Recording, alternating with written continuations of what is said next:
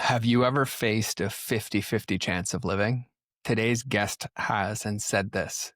He said the doctor can dress the wound, but only the patient can heal. You're not broken. You're not even sick. There might just be interference in the way your body and spirit are trying to heal.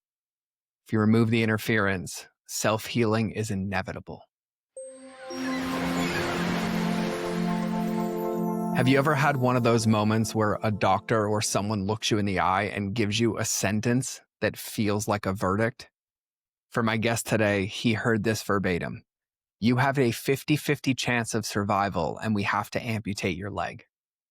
By that point, he had already been through years of trauma most people never see in a lifetime.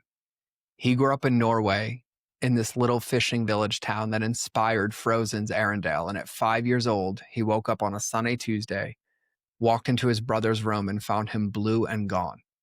A couple of years later, his sister was born permanently disabled. His dad left. His mom didn't know what to do with that much pain, so she did what she saw modeled. She drank every day for 15 years. No one was talking about emotions. There was no language for grief. It was just suppressing it all, massive anger and survival.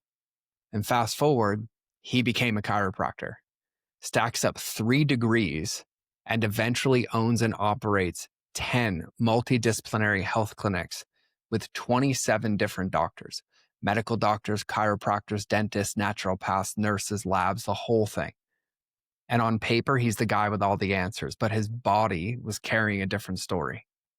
After a horrendous motorcycle crash in Australia, right after he got the call that his mom had terminal cancer, he shattered both femurs, cracked his pelvis, fractured his spine, and ended up full of metal from the waist down. And when the rods, they took him out of his legs, they finally came out, he developed a massive multi-resistant staph infection that literally ate away his flesh. A hole in his hip that stayed open for over a year. IV antibiotics, surgeries, in and out of the hospital, his immune system wrecked. And then there was a moment from that doctor and they said, we have to take your leg or the infection spreads. You get sepsis and you die. And in that moment, he had 2 of his deepest fears collide.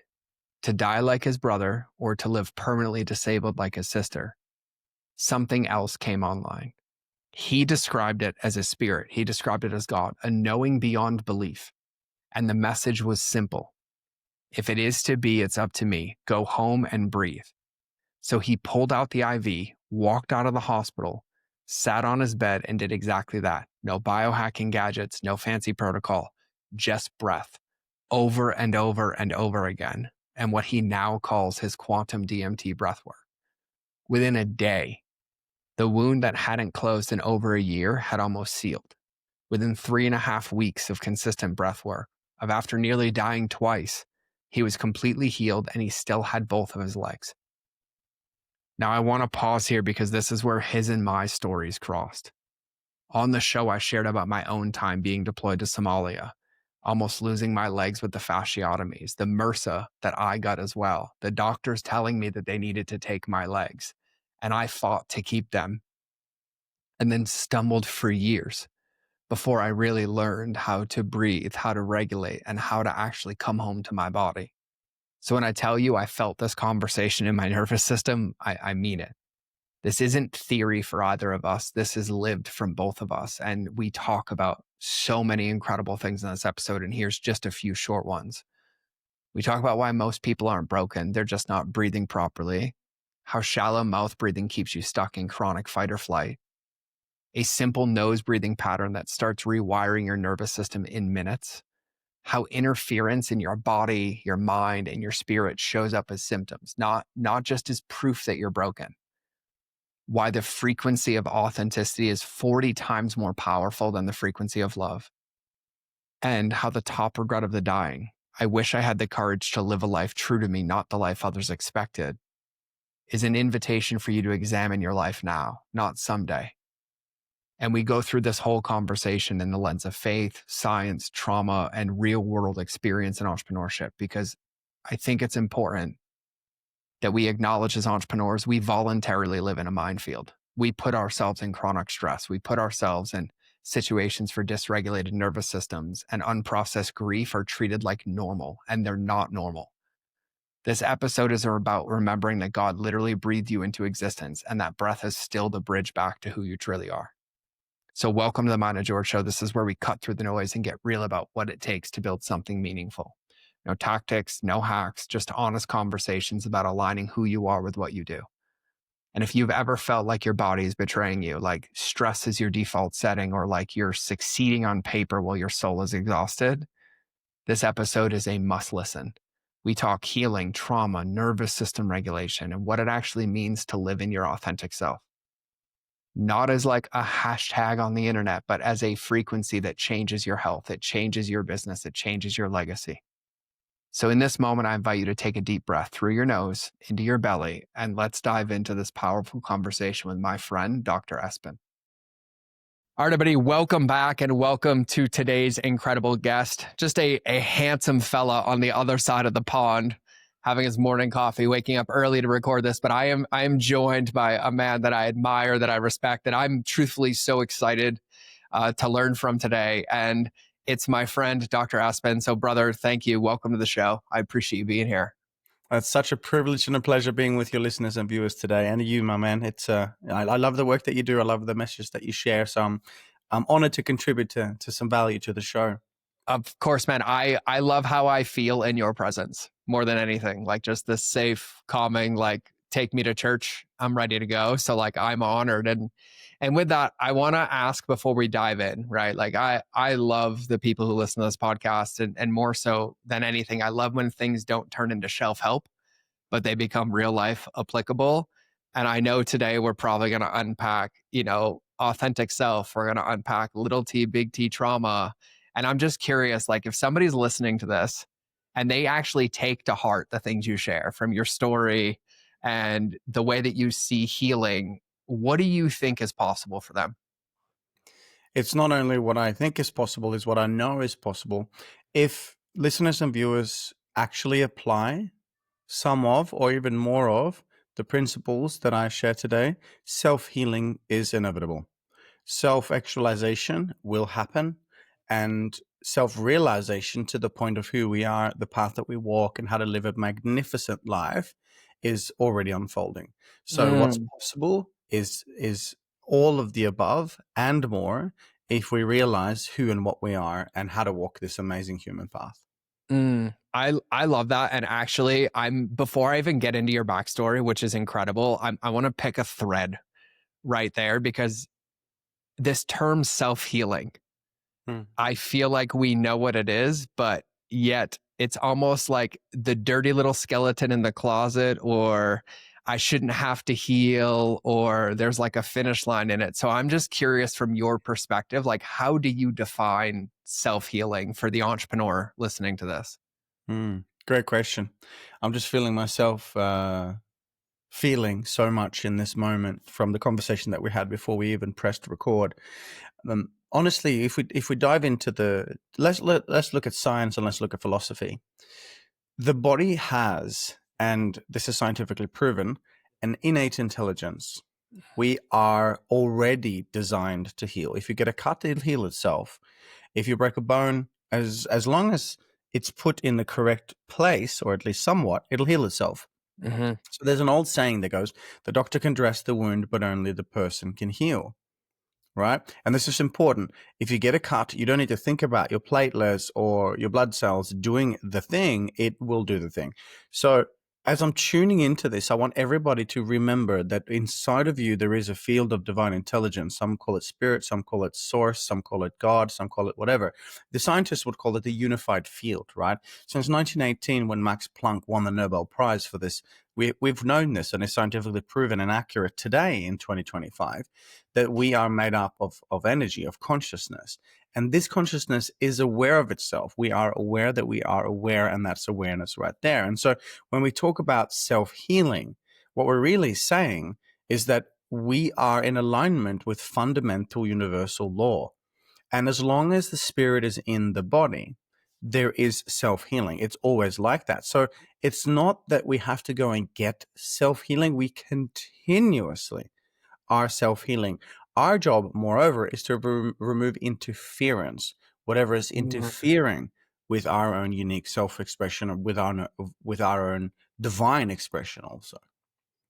I love that. What was that line you said again about the doctor healing itself? Yeah, the doctor can dress the wound, but only the patient can heal.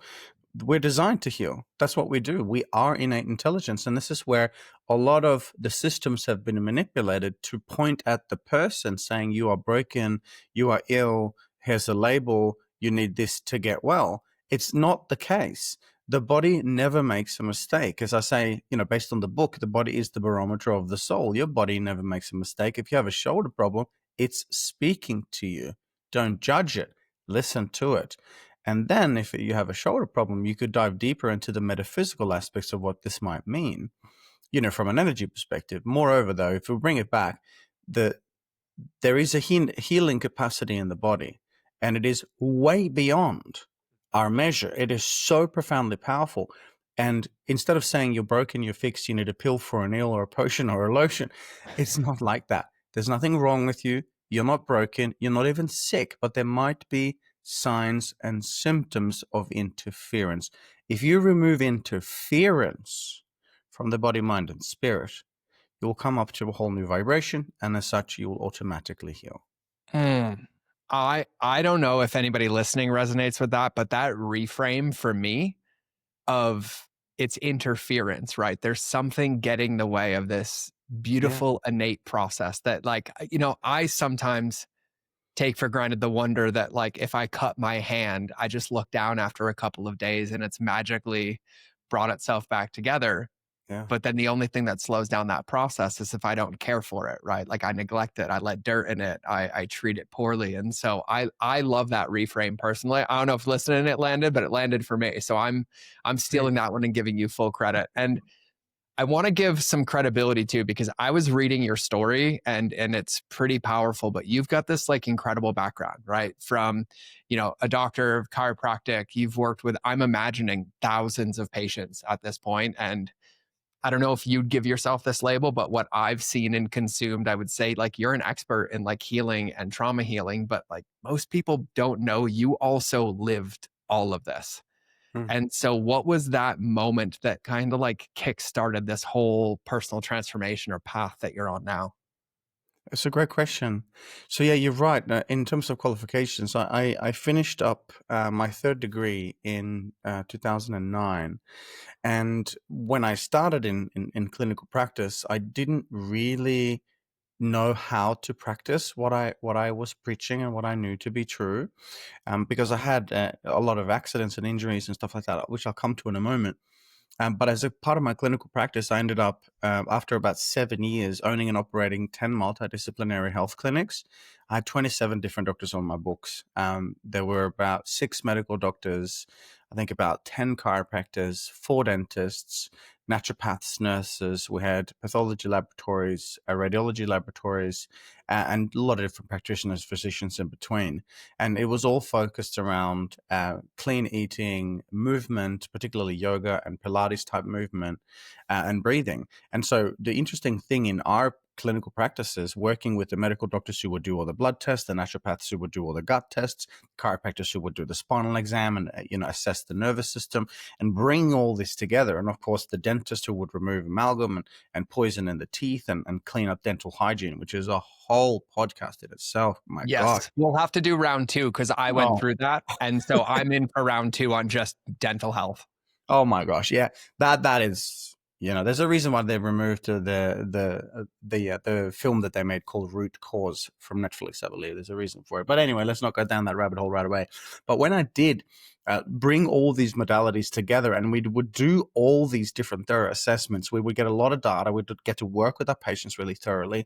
And we got phenomenal results. We got results that your standard medical doctor or chiropractor wouldn't get because we had all those modalities in the same place, because we allowed our patients to get so thoroughly examined before we went through the protocol. But the interesting thing was, when we put our patients on breathing protocols, which I'll segue back to my story in a moment, the results that we got from reducing calories toxins, basically, like what you put into and onto the body, removing that, meditating and breathing got us better results than combining medical care and all of those different bits together. Now, let's be clear. I'm not talking about acute medical care. If you break your leg, go to the hospital. I'm talking about your standard everyday mom and dad and children also that want to get well and may have a diagnosis or a symptom.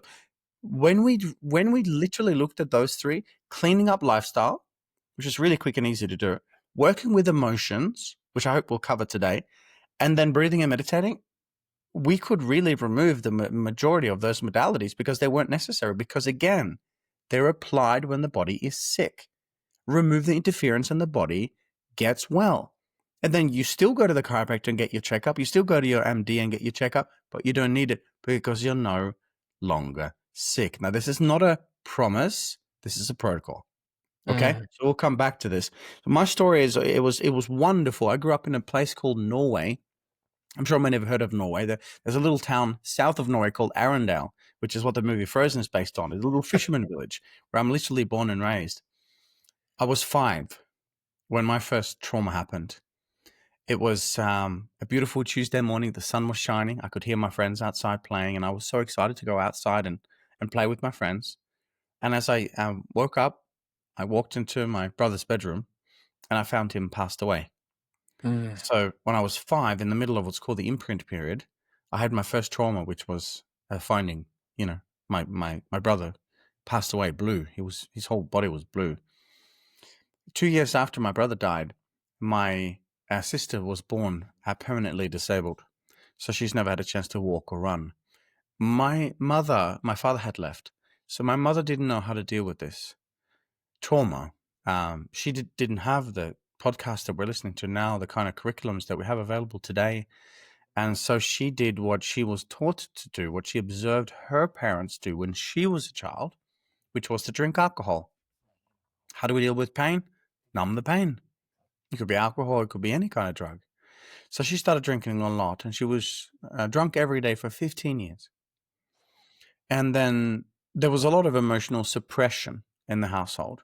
I asked my students today, I had about 200 people in the room last weekend, and I said, raise your hand if you were raised in a household where it's common to talk about emotions. Now, I think I had maybe like 5 or 6 hands go up. I said, raise your hand if you've been raised in a household where it's not common to talk about feelings and emotions. And almost every single hand went up. So it just goes to show that we are not raised in ways where we talk about the primary factor that deals with quality of life. Okay. So I grew up and I had a lot of suppressed emotion, and I was, full on ADHD, lots of energy, but also angry. What I didn't know that I know now is that anger, if you're listening to this, if you know someone that's angry or frustrated or pissed off very often, is actually a disguise for sadness. It's actually a sign of grief, which is really, really, really important to understand rather than understand. So long story short, I grew up, had a lot of suppressed emotions. And one day I was driving my motorcycle too quick. I just got a phone call from my mother. She said she'd been diagnosed with terminal cancer. The doctor gave her 12 weeks to live. I just arrived in Australia, where I am now. And I was on my motorcycle and I was driving too fast because, again, unregulated emotion. I lost control of the motorcycle and I crashed. This was in 2006. I broke both my legs. I remember, George, I'm lying on the ground and my right foot is on my right shoulder and the toes are behind my ear. So I broke my right femur in 4 places. It rotated 180 degrees. I broke my left femur. I cracked my pelvis and had a fracture through my spine. They took me to the Royal Melbourne Hospital. They put 14 different pieces of metal in me, bolts and pins and plates and screws. And then some months later, I was out of a wheelchair, learning to walk again like my sister. And then in 2007, I had walked around, with all this metal for over a year. It was very painful. It was grinding into my hip as I was walking, so I couldn't really do much sport. With movement is such a love of my life, right? So I went into Royal Melbourne. They took the bits of metal out. I didn't know it at the time, though, but about 3 weeks later, I thought someone spilled coffee down my leg. And I turned around because I felt some hot liquid down my leg, and I turned around and there was nobody there. And I looked down at my jeans, and the right side of my pants were covered in blood and pus. So my heart sank. I thought, oh no, I hope this is not an infection. So I went to my friend at the laboratory at RMIT and I said, we got to swab this thing. We got to find out what culture it is. So we swabbed it and sent it in. It came back staph infection. Oh, and I remember, like, even now talking about it, all my hair stand up. I feel this, I the got goosebumps remembrance. too because I've had it. Oh, that sentence, man, that felt like a death sentence. So for listeners and viewers, if you don't know, a staph infection, MRSA, a multi-resistant Staph aureus infection, is the type of bacterial infection that eats away at your flesh. Normally it doesn't heal or it takes a very long time, but doesn't respond to antibiotics at all. And they had just opened up both my legs. They had pulled out a 45 centimeter long rod through my right femur called an intramedullary nail. And I thought, oh my gosh, what do I do now? This is not good news. I didn't have any family here. I'd made some friends, but I had no support. So I started doing, and this is where the story becomes important. I started doing what many listeners and viewers have been doing. I started looking outside of myself for answers. Okay? I started looking to the hospitals and the surgeons and the doctors and the nurses and the drugs. I remember going into the hospital, hey doc, how am I doing? Excuse me? Hey, how am I healing? When will I be well? What is the prognosis? AKA, I have outsourced all of my healing to a belief external to myself. Just let that sink in for a moment. How long have you been asking for permission to be who you are, to express your uniqueness, to shine your light, to heal yourself? And again, if you break your legs, go to the hospital. If it wasn't for the ambulance, I would have died. I would have bled to death. We're not talking about the chronic, the acute cases. We're talking about the chronic cases here that can and will heal if you apply these principles, which we'll get to later. So anyway, I followed the instructions. I took all the drugs, and this is interesting. You know, I was on antibiotics for over a year.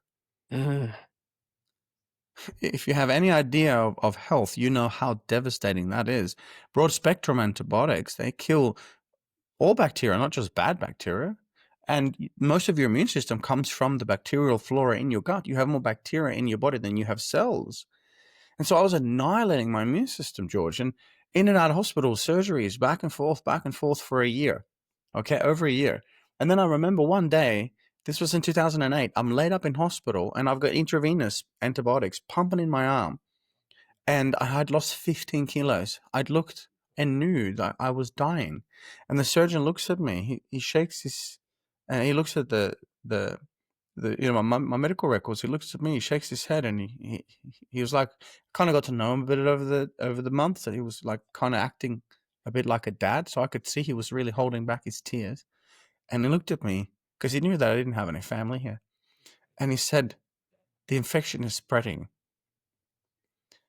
He said, "You now have a 50-50 chance of survival." He said, "We have to amputate your leg. If we can cut your leg off, we can stop the infection from spreading." He said, "If we don't amputate your leg, if this staph continues to spread, if it goes into your femur, you get sepsis, and then you die." And in that moment, for the first time in my life, something much greater than me took over. I had lived in fear, in survival, in absolute sympathetic dominance for well over a year. Terrified, will I die? Will I live? Will I be permanently disabled? And that's what came through for me when he said that. He said, "You have to take your leg." And I thought, that means that I'll be permanently disabled like my sister. And he said, "If we don't do that, you will die." I mean, I'll die like my brother. My two greatest fears were real in that moment. And as he said that, I can feel it now. This presence of spirit, of God, whatever you want to call it, came through me. And I had really no proper relationship with God at that point. it was kind of like I have faith, but I'm not really practicing. I'm not really living. I'm not really communing. I'm not really divinating. You know, and spirit, boom, it came through me like a lightning bolt. And I got a message. And the message was, if it is to be, it's up to me. Mm. Go home and breathe. And it was so clear. It wasn't a belief because you have to choose to believe, which means that you don't know. It was an absolute knowing. And everything, every fear, every worry and concern that I had been occupied with for over a year was gone. And I felt grace and I felt stillness and I felt certainty and I felt peace. And so I looked at the doctor and I said, thanks, doc. And he was perplexed that I didn't like take the news badly. It wasn't me or the lower me. It was me. It was all of me. It was me and my knowing that I've got this. And if for no logical reason, it was just the knowing. So the surgeon left. I ripped the intravenous out of my arms. I left the hospital and I went home to my place in Northcote, Melbourne. I sat up on my bed and I followed God's voice. Breathe in, breathe out, breathe in, breathe out. And my mind goes, you're hyperventilating. And spirit God went, just breathe, man. Stop thinking. And I breathed and I breathed and I breathed. And this is what I now call quantum DMT breathwork. And I passed out on my bed. And I remember I woke up and I felt happy. I felt peaceful. I felt amazing. Interesting thing, I'll wrap it up on this note. For a year and almost 2 months, I had a hole in my skin. You know, you mentioned you had staph, right? I had this hole in my skin that didn't close. Okay, so imagine this. On the right side of my hip, I've continuously got an opening. You could see straight into the tendons and sometimes into the bone for a year, over a year. And I noticed when I was unhealthy, I was drinking alcohol at the time. So if I'd have some alcohol or eat unhealthy, or if I was stressed, the hole would get bigger. Okay. If I would fast and pray and do my yoga practice and eat clean and meditate and so on, the hole would get smaller. So I had an indication as to what would work. I knew what was making it worse and what was making it better. I woke up the next day. I'd done breath work twice and I was never really had a proper breathing practice until this point. And the hole had almost closed. And I thought to myself, there's nothing that I've done in the last year that's had such an effect. So I did it again. And I did it again. And I did it again. And I had this infection for a year and 2 months, almost died twice. And I healed myself completely in 3.5 weeks using breathing. And I've got 2 legs today. So when I say that God is in the air, it's not a metaphor. Breath is the primary element. Air is the primary healing element. If you get this, your life will change. I have so many things to share. And, for anybody listening, maybe you relate to one of those moments or that profound moment, but you'll appreciate this. I had exercise induced bilateral compartment syndrome simultaneously in Somalia in 2004. And when I came home, they did a fasciotomy and said it didn't work. We need to take your legs.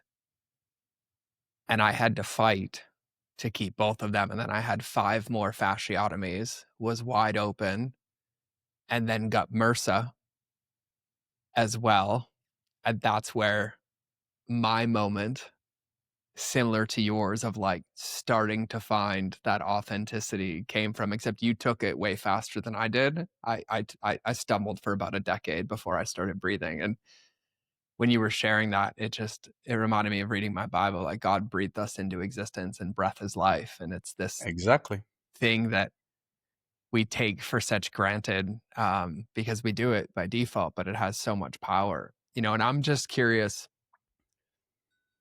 what do you say to the person listening who is like, well, yeah, like I've been going to therapy, I've been looking at these things, but like it can't just be breathing, Dr. Espen. Like there's no way it's just breathing, right? Like I breathe, I've done that, I've done breath work. Like, what do you say to them? Because hearing this, I resonate with it so deeply. And I'm like, no, everybody, please, like, please.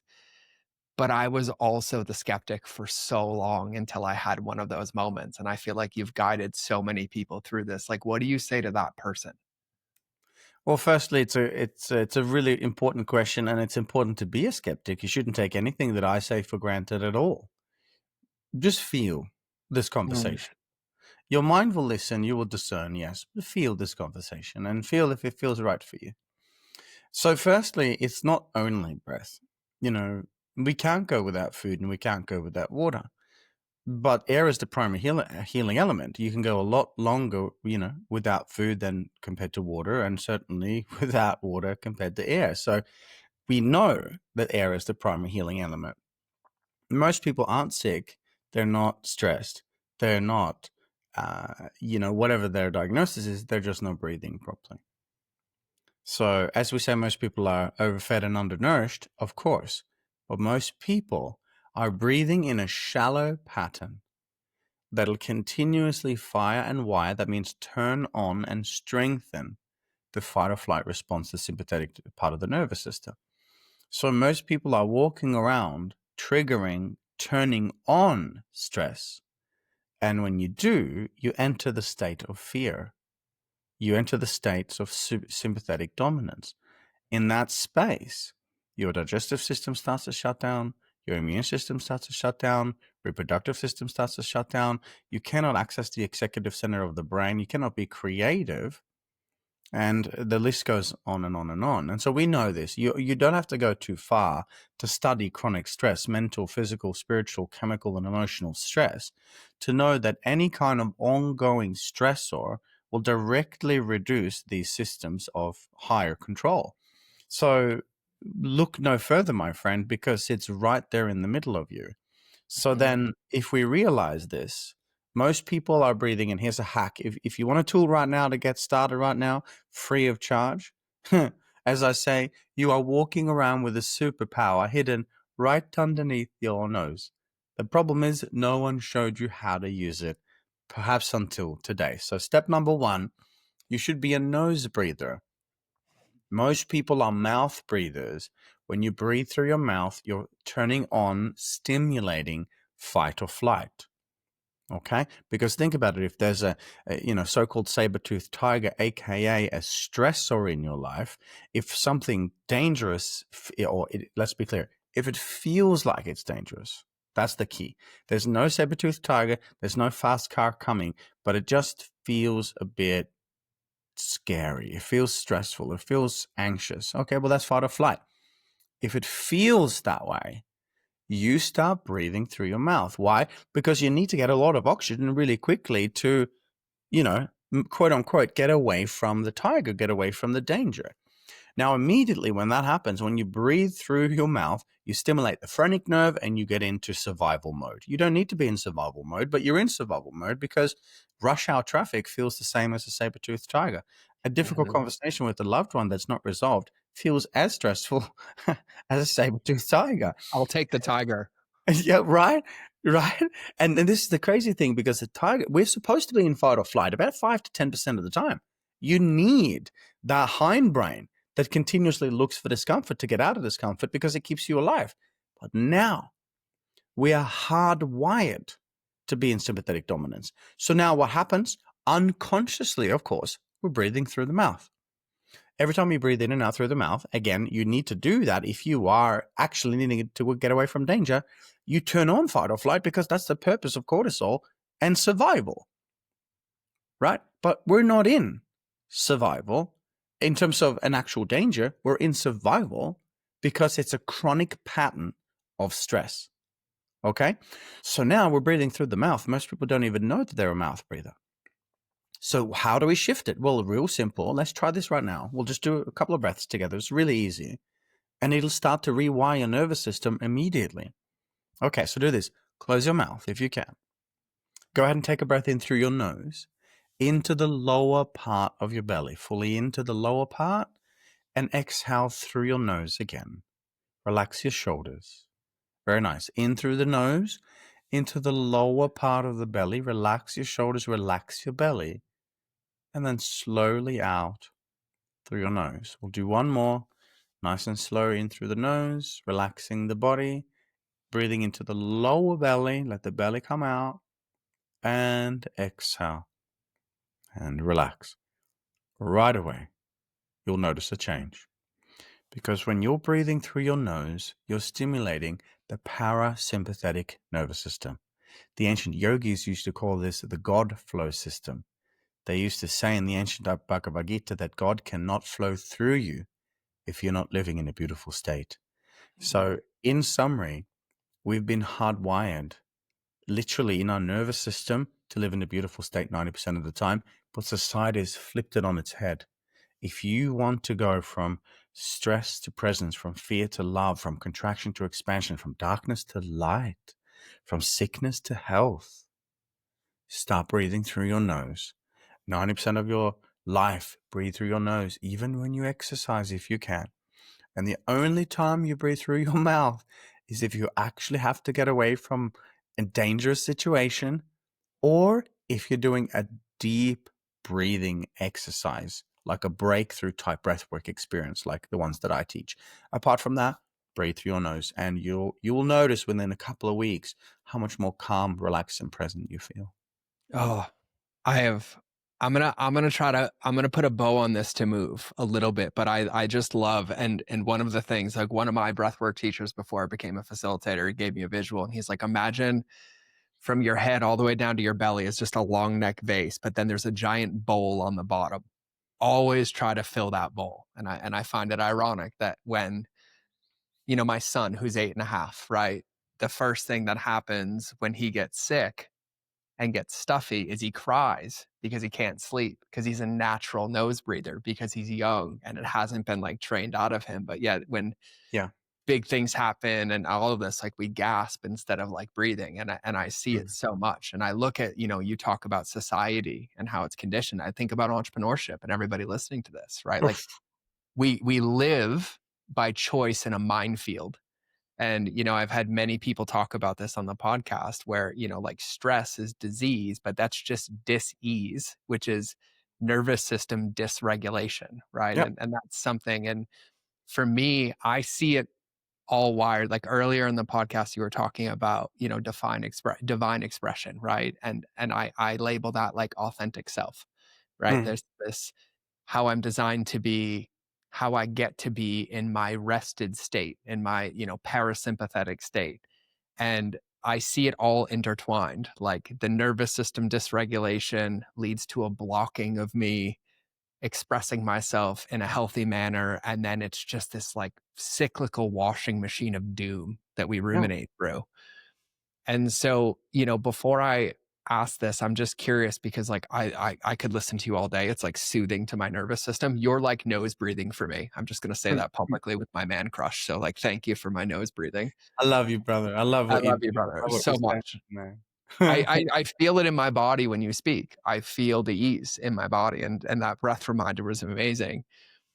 How would you define, like we talked about at the very beginning, like a situation that like I can't imagine, right? Like your brother, your sister, your mom, and like we as humans have been taught to go to logic or only express what's on the outside, right? It's the feelings are like the bad conversation at the dinner table, right? Or like you go to an entrepreneurial event, no one's like, oh yeah, I'm feeling X. It's like, no, I got this and I got that. It's just this like lost art of feeling.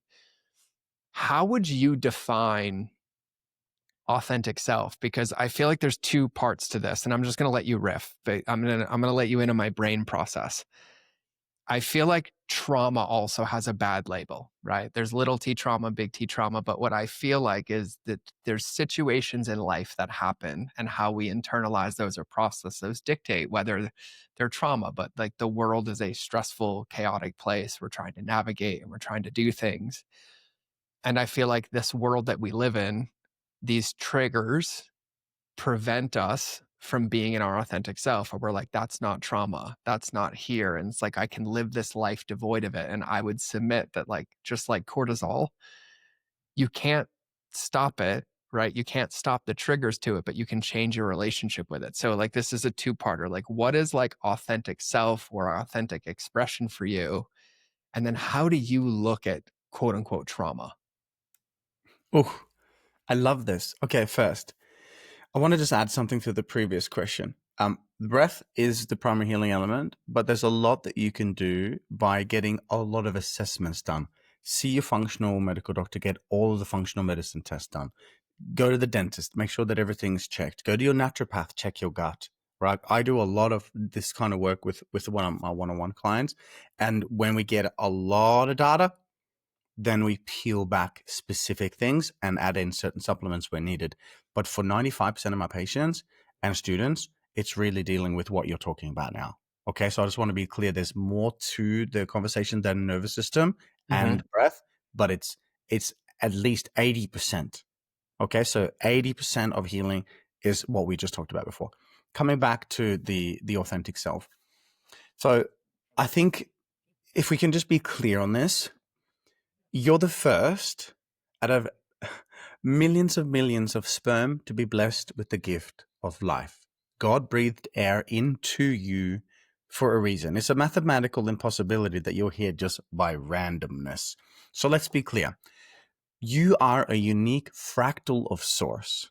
You're a unique expression of divinity. You are chosen to be alive in this time of the great remembering, here infused in human form. Okay, so if you can begin to believe that, we're already coming really much closer to the authentic self. But I want to ask you a question. I'm going to give you two scenarios at the moment. There's no right or wrong answer. It's simply a matter of what you believe. I just want you guys to either say one if that's what you believe, or say the word two if that's what you believe. Okay, here we go. Scenario one is for you if you believe that you are only made up of flesh and bone. So scenario one is for you if you believe that you're the body, and when you die, the body dies, and there's nothing more to you. It's all over after that. That's scenario number one, that this is only a physical experience, right? Scenario number two is for you if you believe that inside of you there is a spirit or a soul, some sort of consciousness, something more, in essence, spiritual, that there is more to you than just the body. Or that's scenario number two. So what would you say, number one or number two? I'm number two. Definitely number two, right? So when I do this in a room, I had 500 people not long ago. I said, raise your hand if what you believe. And 490 people raised their hand. I believe that I am too. So I'd like you to write down, what is this thing? Okay, what is it? Is it a spirit? Is it soul? Is it consciousness? Is it energy? Is it universe? Is it God? Are you a unique expression, a child of God? Call it whatever you want, but go ahead and write it down, right? And I do this in different countries. And in the Middle East, they'll call it Allah. I teach it in India, and they'll say, Shiva Shakti or whatever they share. And so different traditions and religions believe different things. And so the point is not to say that this is right or wrong. The point is that what you believe you will achieve, because all of your cells are listening. And I cannot tell you how many years, George, I lived in forgetfulness. I forgot that I was a son of God, that I was chosen to be here in this time, right? And then, so I wrote it down. So what am I? I'm a soul. I believe the soul stands for the state of unconditional love. I'm a fractal of infinite intelligence. If you look at it from a quantum physics perspective, forget religion and spirituality, just from a scientific perspective, there is a unified field of divine consciousness that makes up all matter. Scientifically proven, it's not even debatable. We are fractals of infinite intelligence, if you want to look at it that way. So here's how I look at it. And this is a bit triggering for some, and I'll do it deliberately this way, and I hope to shock your nervous system back to your own authentic self, and you're welcome. How dare you not shine your light? Nature is designed to express itself at its fullest. If you have two flowers, they both are, pardon me, connected to the ground, to the earth, fully in this human experience. Pardon me. And they both reach for the sky. They both reach for the light. And one shines and the other shines. And one looks at the other and goes, oh, look how beautiful she is. She's designed to shine. That is her only role. As humans, we scroll on Instagram going, oh gosh, look at him. Isn't he fit? Oh gosh, look at her. Isn't she gorgeous? Well, I can't do that. And so we shrink. For me, that is desecrating my Father's temple. I am the Word made flesh. I am the breath that was breathed into this upper third dimension. How dare I not shine my light with my own uniqueness? For me, it's disrespectful. To me, and to my creator. So that's one thing. The other thing is, to answer your question, it's conditioning. Mm-hmm. It's conditioning, from the age of 1 to 7 is what we call the imprint period. That's where at least 98% of how we perceive, believe, and therefore achieve our reality is created. So it's like you're coding 98% of your program in this reality in the first 7 years. In the first 7 years, someone told you, no, don't do that. And they did it hundreds of times. You said, I want to be a florist when I grow up. And they said, no, you'll be an accountant. This is a metaphor, of course. Or I want to do this. No. Shush, shut up, stay in your corner, don't embarrass me. And even just one of those events, you'll notice this light, this innocence just starts to shrink. Mm-hmm. And we believed it. We believed that we had to fit into the status quo. We believed that we had to do things other than being us. I'll share this before I go to the next topic, or I hand it over to you. My friend, Dr. Zach Bush, one of the most incredible medical doctors that has ever walked this planet, an authentic healer, an authentic doctor. And doctor, by the way, means to teach, not to heal.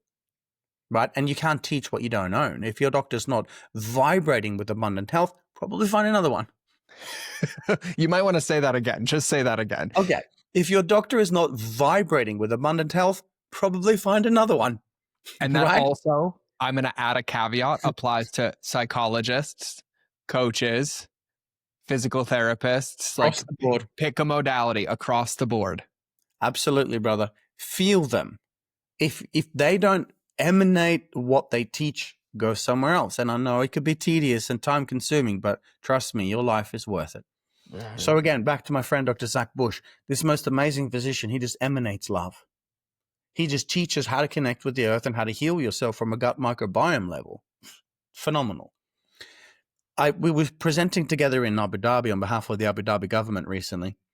And we had a chance to talk behind stage. And I said, what's the thing that blew your mind the most out of all the research that you've done working with the governments around the world to change the system from the inside? And he said, the biggest anomaly that we've ever seen, the thing that took us many months to realize what it was really going on. He said, when we studied frequency, and by the way, Einstein said all medicine of the future will be the medicine of frequency. If you don't study energy, frequency, and vibration, you're not in medicine. Not in real medicine, as far as I'm concerned, not in real healthcare, that's for sure. So he said, when we studied frequency and we studied all the different emotions, all the different expressions, now this is back to your point of authentic self-expression, yeah? He said there was one anomaly, and this frequency spike was so high, we measured it to be more than 40 times more powerful than the frequency of love. And I'm sitting in the green room going, what is 40 times more powerful and beautiful and important in terms of frequency for us than love?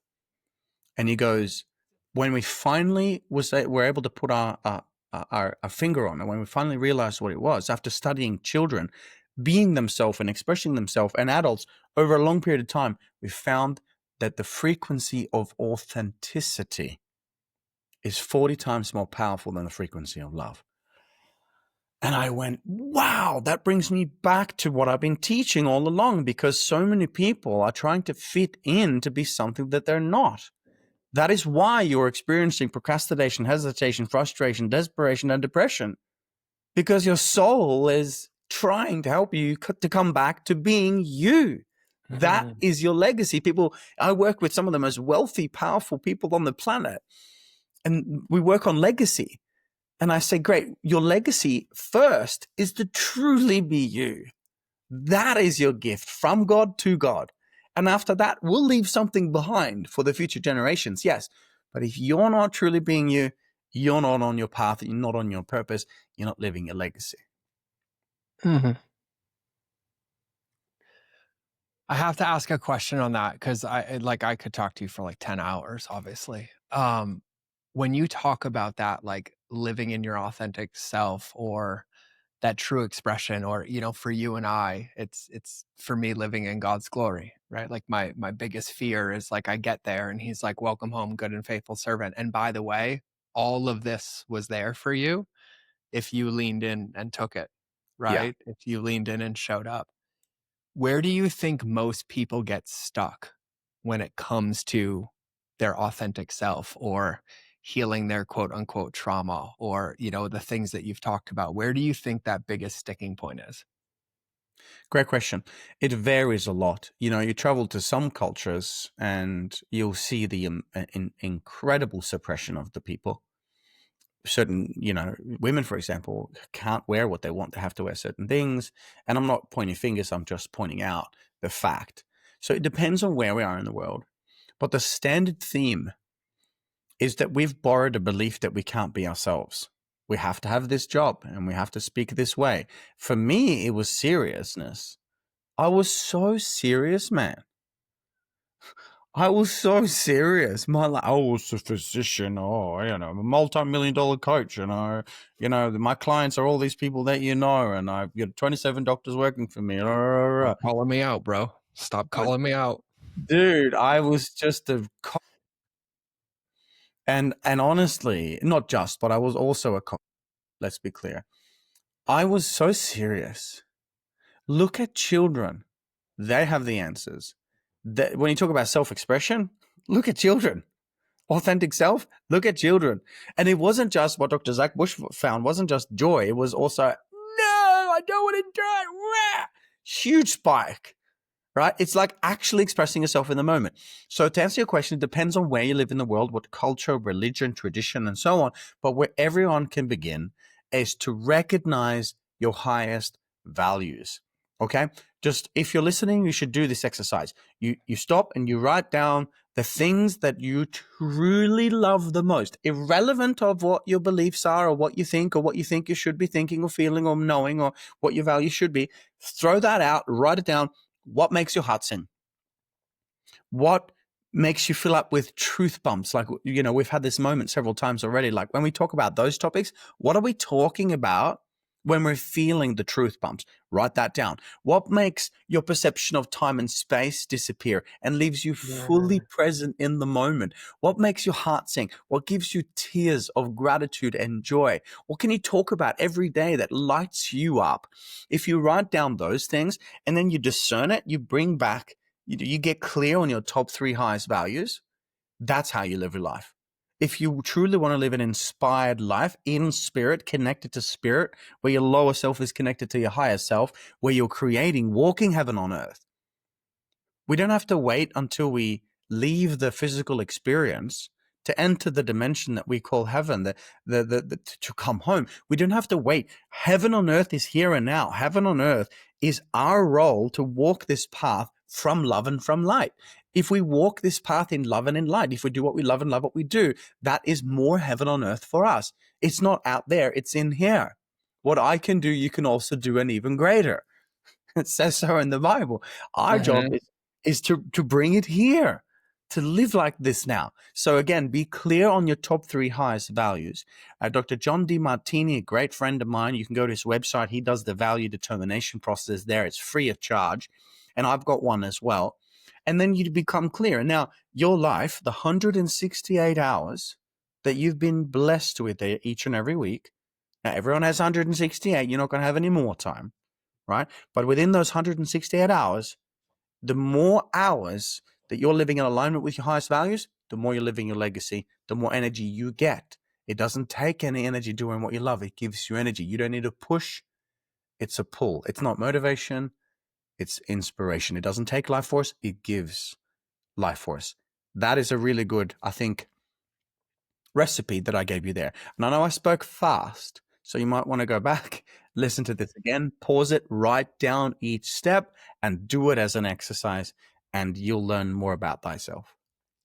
Well, I love it too, because I think it's the easiest way for like anybody listening or even me. This is like a deep reminder for me, like to how to tell tactically if I've actually found my authentic self versus just like thinking that I have. And it is measurable, right? That exercise that you just gave of like really taking the time to check. And I know for me, and this might resonate with people listening, one of the biggest struggles that I had for the longest time is that I refused to sit down and write down what I valued.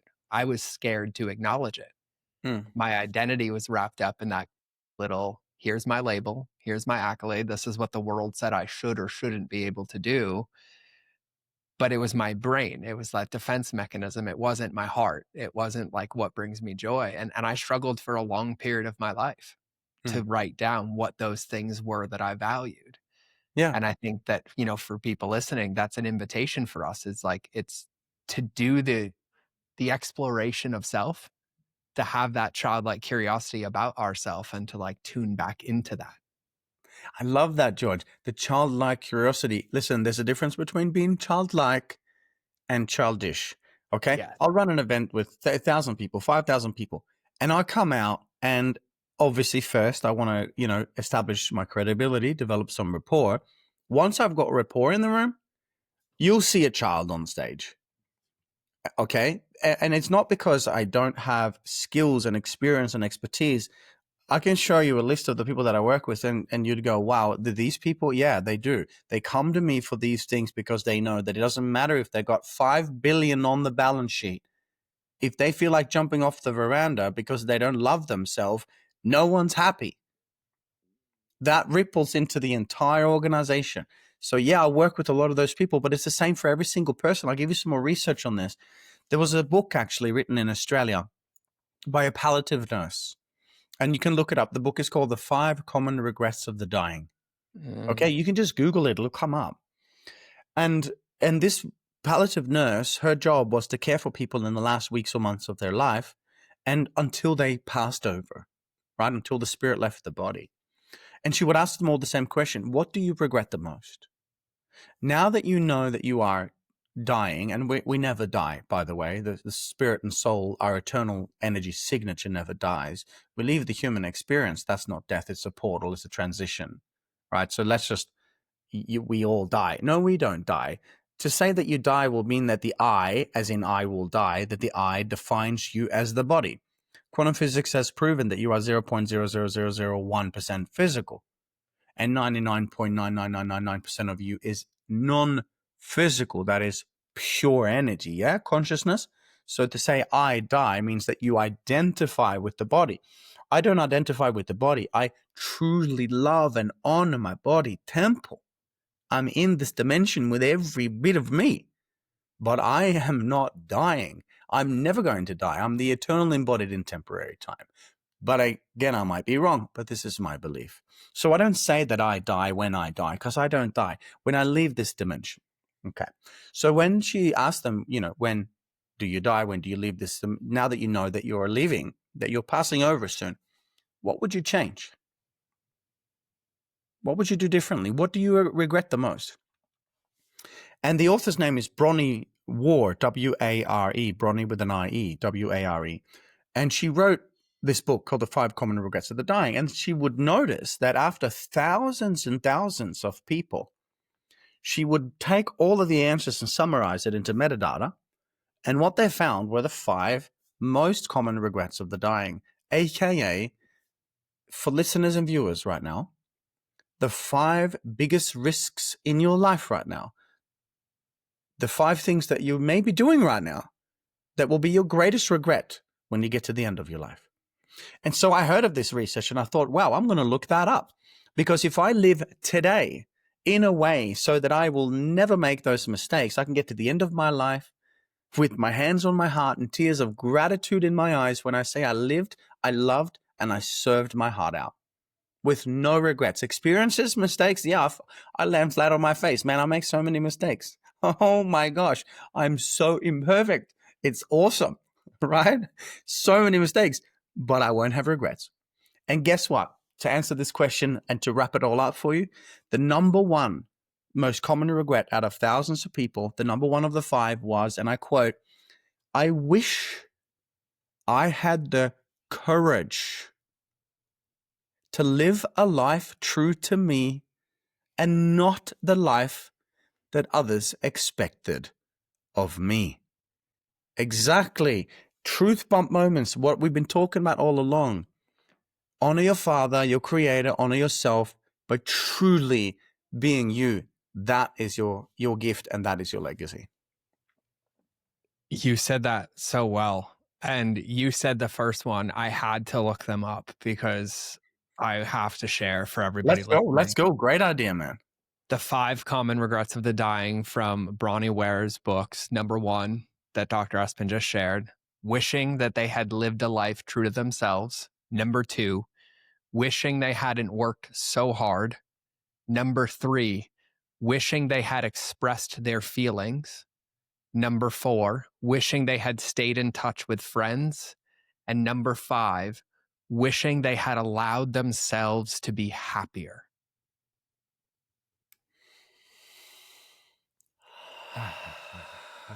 Well, so the question is, dear brother, sister, listener, viewer, what are you going to do about that?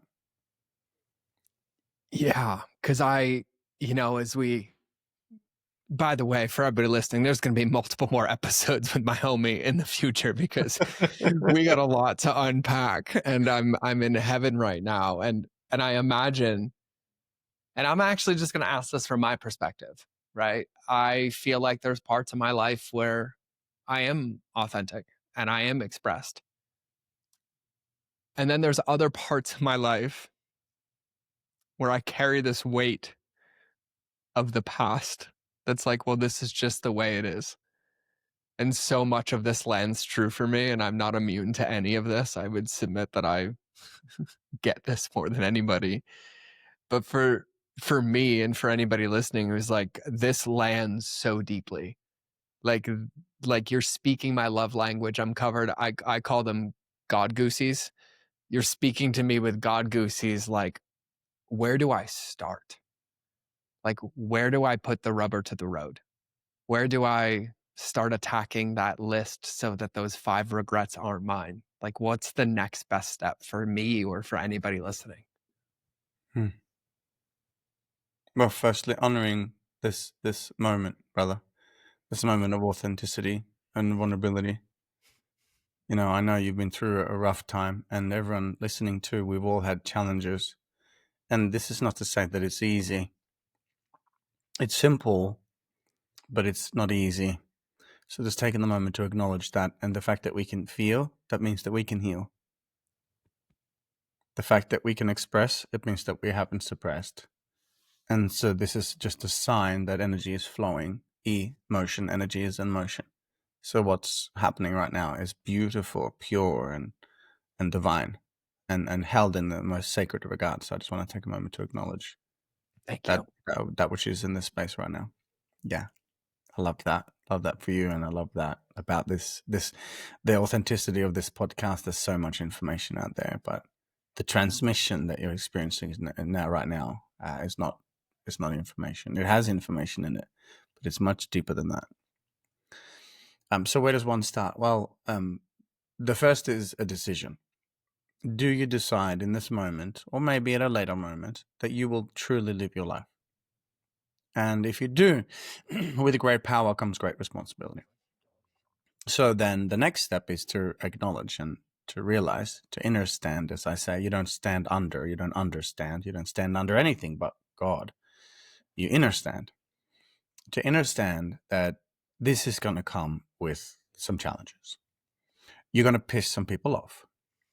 You're going to trigger some people. You're going to get some negative feedback. I don't know how many times I was cancelled during the COVID period. Not necessarily for saying stuff that was even incorrect. It was just against the narrative. So you're going to get that. And I say, and this is probably worth writing down, if you have a voice, yeah, and I mean, if you allow your voice to be heard, then as I say, if you're not crucified, you're not on purpose. If you are going to raise up the energy, frequency, and vibration from the low density of this standard bandwidth of the upper third dimension that we find ourselves in the temporary human experience, if you're going to lift energy, frequency, and vibration, if you're going to bring heaven on earth, if you're going to shine your light, and by the way, you don't need to go out and change the world.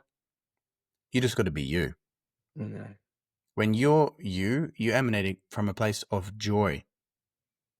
On the Hawkins scale of consciousness, that's 540 oscillations or cycles a second. That's above love. Let's call it love and above. So joy is your gift to the world. To do so comes with the decision. I decide that I'll be me. I will no longer go to this job. Oh, but I'm afraid to pay my bills. I'm pretty sure that you'll survive.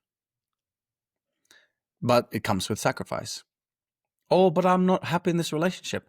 Sit down and have the conversation in a safe space. Write down all the things you haven't expressed.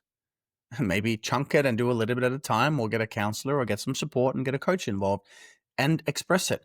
If you don't express it, you'll suppress it. If you suppress it, you'll be sick. If emotion is not expressed, if energy is not in motion, everything in the universe is in wave, not particle, yeah? Everything is an infinite potential in the field, but if you suppress it, it'll be expressed as a dis-ease. So emotion needs to be in motion, which is why I took a moment just to acknowledge the energy that was in motion before. That's so sacred, brother. I love to be, in the brotherhood with another individual that can just be so raw and vulnerable in that moment because their heart is open. Oh, there is grace in this face. That is the best. I get so giddy. I get so weird. But what wonderful when I feel that, because it's such a precious thing for men, and not just men, but in this instance, you and I, to express such purity of heart and vulnerability. That is freaking power right there. I love it. Mhm. So it comes with a lot of challenges. You're going to have to let go. It may be multiple relationships. It may be your job. It'll certainly be the image of yourself.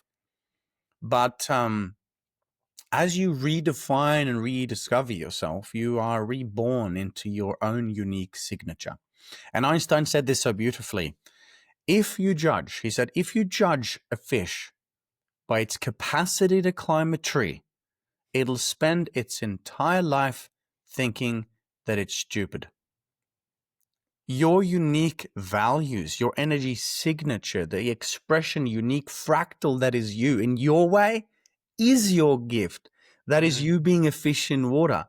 You loving, let's say you love to surf or to skate or to paint, right? Do I have to quit my job? No. But why aren't you painting? Why aren't you skating? You don't have to blow it all up. You can do it in stages. But if you used to love, like, for example, for me, I used to love writing poetry. I stopped writing poetry for years. And now I'm writing songs and rap songs and poetry, and I feel so alive again. I was like, and skateboarding for me, I still skateboard. I'm 42, right? And when I skateboard, I'm back. I'm 18 again. I'm carving it up. And I'm feeling, and the next day I'm on stage with 1,000 people or consulting for governments. Yeah. But the day before I was skateboarding. Why can't I do both? Yeah. I can. So you can do it in chunks. But the first, make a decision. Know that you're going to piss some people off. You're going to have to let go of some things. It will be uncomfortable. But then you start putting in more and more things that you love. And again, when you do what you love and love what you do, people can't wait to get your service. Why? Because you got to remember, everything around you is a projection, a reflection, a mirror of you. So if you want more success, feel better, be more happy. If you want better health, be you, shine your light, and you will be healthy. If you want to be happy, same thing. Everything around you is a projection, a reflection, a mirror of you. You don't see the world as it is, you see the world as you are. You want to change the world? Start with you. Live your authentic life, and everything around you will change, even if you do it one step at a time. Mm.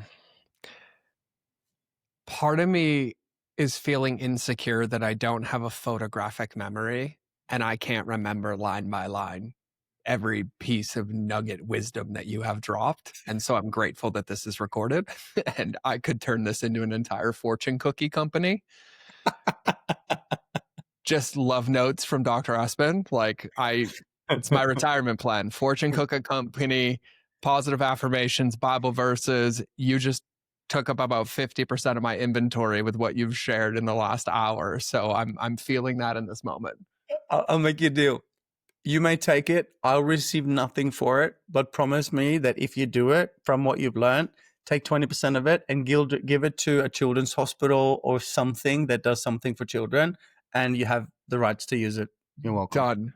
Done. And I know that this is going to be one of many, but I need to ask, for everybody who's listening that resonates with this, like, you're a breath of knowledge and fresh air too, brother. It feels so good to be connected with you and to have this conversation. And in radical transparency, I also thank you from the bottom of my heart for flipping some puzzle pieces over and putting them back in place today, just in your sharing and allowing me to express. And so, for the people that resonate, like, where is the best place for them to find out more? You are a wealth of knowledge, your website, your Instagram, like places that I follow you. But would you mind sharing with everybody the best place to connect with you? Yeah, certainly. Instagram is great. It's Dr. Espen, which is DR, and then underscore Espen, like Aspen in Colorado with an E. So ESPEN for Norway. Send me a message, reach out. I do a lot of stuff online, so you can come and learn. I have courses that we teach different things.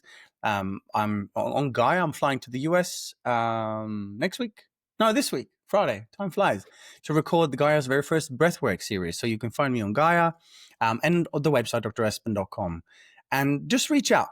Just remember that you've called me in and George in this moment because your soul was ready to hear this message in this time. Right. So listen to it again. Share it with as many people as you can. Stop it, pause it, write down the notes, do the exercises, go through it 5-6 times if you want this to be in your nervous system. And share it as far and wide as you can. Because it only takes one person to hear this to go, you know what? I'm going to quit my abusive relationship today. You know what? I'm going to sing today. Or whatever it is. And we've changed the world just by sharing it with one person. So I'm excited. Yeah, go to Instagram, send me a message, guys, if you have any questions, and follow and stay tuned, and can't wait to see what happens next. Yeah, man, I'm so grateful. And for everybody, I say this a lot, like, don't let this become shelf help, but the things that echo true in here, and even talking about frequency, I think at minimum it's an invitation to check what radio dials you're currently tuned into and maybe start replacing some of them, right? A follow with him and a message with Dr. Espen replaces one that is programming your soul with a story that doesn't belong anymore. Or maybe one of those 5 regrets that somebody was so graciously shared with somebody to share with us and pass that wisdom on as an invitation for you and the catalyst for you to step into something different. Maybe it's as simple as pausing again right now and breathing fully and experiencing the presence of life. Maybe it's expressing an emotion that doesn't have to be negative. It could be an unexpressed feeling of love for somebody that you haven't told and releasing that. But this episode was loaded with tangible nuggets and takeaways at the end of the day to allow your brightest light to shine in this world. And I find it ironic on this podcast that our branding is a lighthouse for that specific reason. There is no other you. And the world wants all of you. And there is enough room for all of us to shine bright. And the invitation is for each and every one of us to recognize that no one else has that volume knob at their control except us. And as much as I would love to reach through, I can't turn it up. But if you turn it up, it'll inspire somebody else to turn it up. It'll turn me up. And that collective power, I think, is the invitation for all of us. So, brother, I just thank you from the bottom of my heart for gifting us with so much of your time and your presence and your wisdom. And most importantly, for me, your friendship. You wrapped that up so perfectly. There's only one more thing I have to say, and that is amen. Amen. That's it. Amen. So for everybody listening, this has been another episode of the Mind of George show. So I'll either see you in your I'll either see you in your eyeballs or you'll hear me in your earballs. But either way, we're out.